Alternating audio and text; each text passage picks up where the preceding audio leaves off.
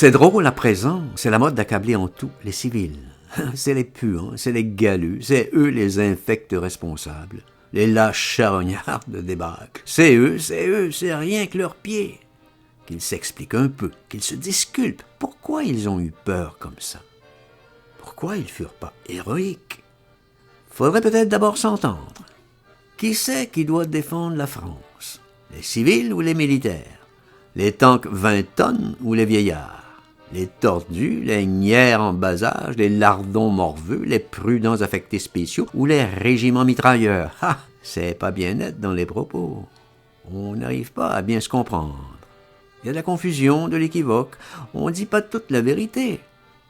Elle coûtait cher, l'armée française. 400 milliards pour se sauver. 8 mois de belote, 1 mois de déroute. Des impôts à n'en plus finir. Ils ont eu raison, les civils, de se tailler par tous les moyens. Ils ne voulaient pas mourir non plus. Ils n'avaient rien à faire en ligne qu'à encombrer les batailles. Si batailles il y avait eu.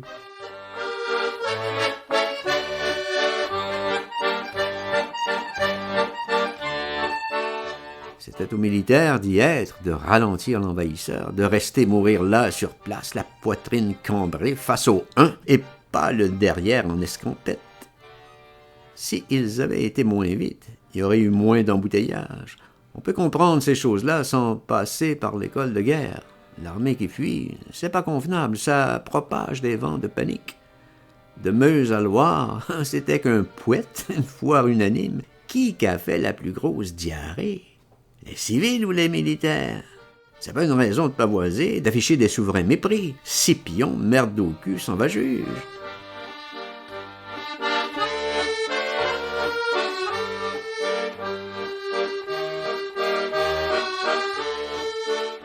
C'est tout le monde qui a été malade. Malade de bidon, de la jactance, malade de la peur de mourir.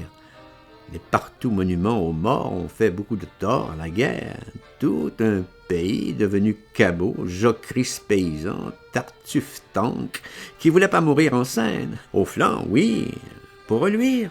Présent, exécuté. Pardon, mal donne. Toutes les danseuses qui ratent leur danse prétendent que c'est leur tutu. Tous les militaires qui flageolent gueulent partout qu'ils sont trop trahis. C'est le cœur qui trahit là, de même. C'est jamais que lui qui trahit l'homme.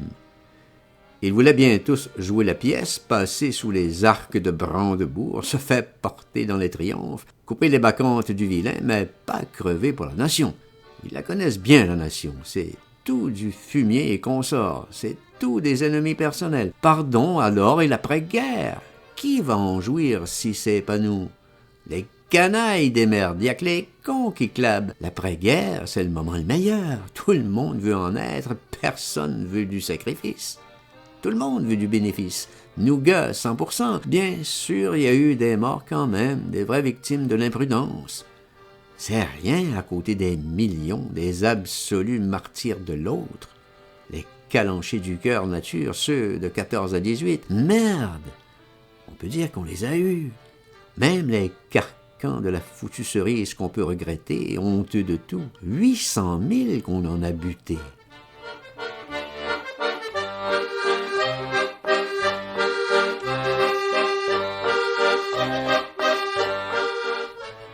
En somme, ça va pas brillamment. Nous voici en drap fort douteux. Pourtant, c'est pas faute d'optimisme. On en a eu des rudes baffrées, des avalanches, des vrais cyclones, et les optimistes les meilleurs, tonitruants à toute radio, extatiques en presse, roucouladiers en chanson, foudroyants en correctionnel. Si c'était par la force des mots, on serait sûrement les rois du monde. Personne pourrait nous surpasser, question de gueule et d'assurance. Champion du monde en forfanterie, ahuri de publicité, de fatuité stupéfiante. Hercule aux jactances. Pour le solide, la Maginot. Le répondant, le génie de la race. Cocorico, cocorico. Le vin flamboie, on n'est pas sous, mais on est sûr, en file par 4, et que ça recommence. Il y a une grosse différence entre 14 et aujourd'hui. L'homme, il était encore nature. À présent, c'est tout un retard. Le troufion à moustagache, il y allait comptant bon argent. Maintenant, il est roué comme potence, rusé pitre et sournois et vache. Il bluffe, il envoie des défis, il emmerde la terre, il installe, mais pour raquer, il a plus l'âme en face des trous. C'est un ventriloque, c'est du vent. C'est un escroc comme tout le monde, il est crapule et de naissance. C'est le tartuffe prolétarien, la plus pire espèce dégueulasse, le fruit de la civilisation.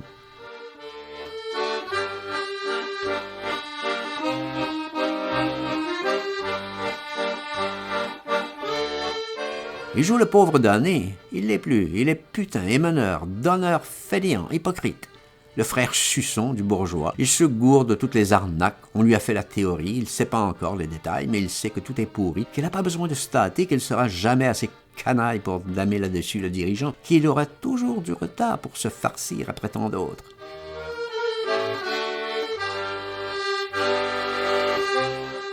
C'est de l'opportunisme de voyou, du tout prendre et plus rien donner.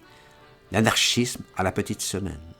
C'est de la bonne friponnerie moyenne, celle qu'envoient les autres à la guerre, qui fait reculer les bataillons, qui fait du nombril le centre du monde, la retraite des vieux, une rigolade, l'hypérite, pour tous un bienfait.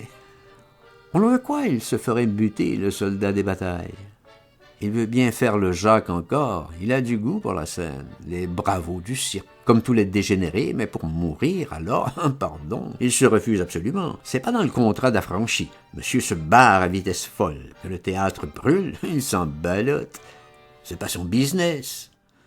Et puis, d'abord, c'est général, les chefs veulent pas mourir non plus. Vous remarquerez que les grands despotes, les présidents, les forts ténors, les rois, les princesses, tout ça se déhote, fonce au couvert dès que l'aventure tourne aigre et vacille.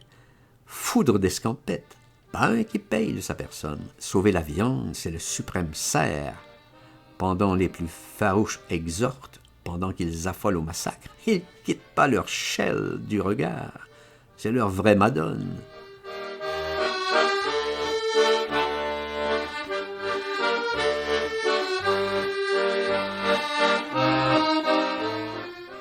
Pas si cul de se faire étendre, de la promesse du microphone, c'est dans le bon jeu, tout ce qu'on voudra, du parfait texte.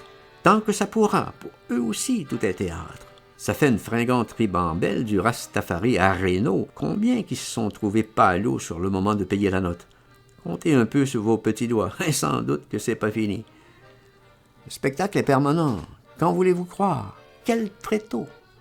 Regardez un peu chez nous si Reynaud nous avait causé de la belle façon suivante.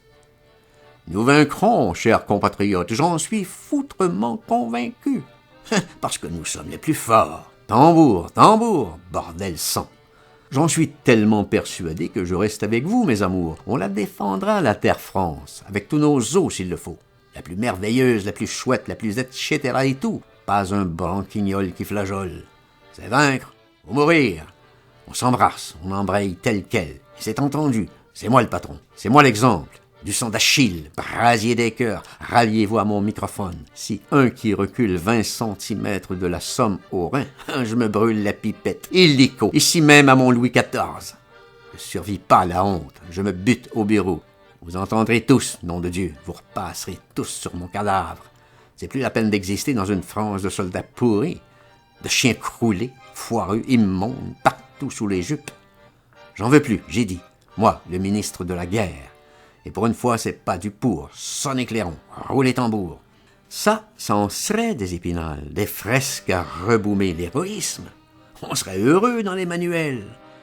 Et là, c'est plus ainsi qu'on cause quand on est de croisade aujourd'hui. Shell and safety first.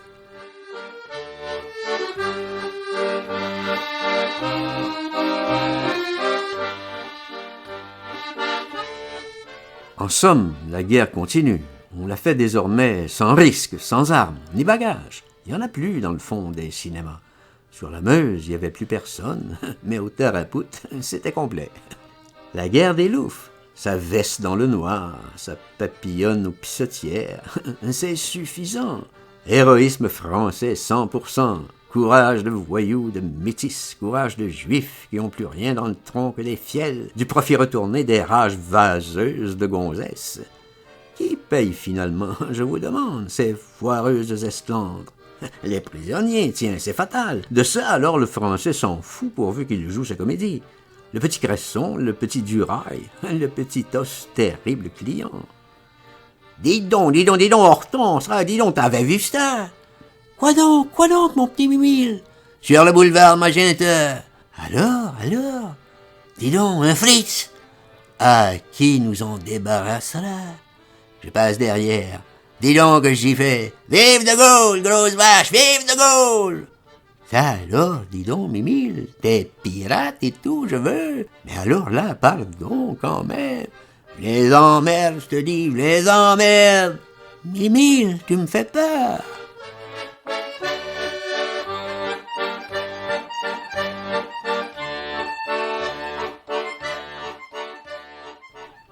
Pourquoi ils gêneraient les Anglais?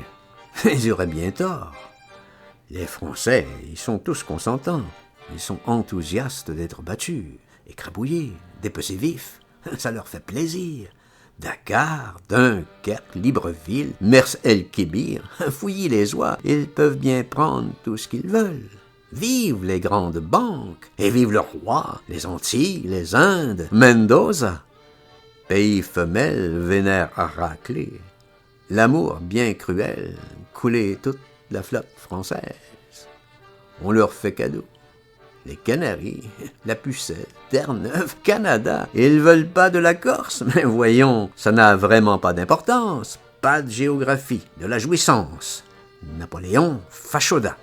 Il suffit que ça leur fasse plaisir.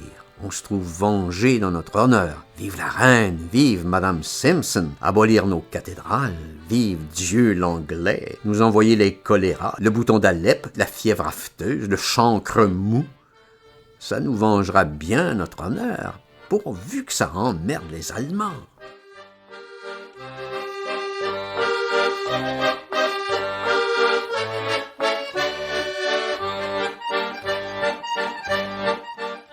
On souffrira tout. Ah, on reluira tant et plus.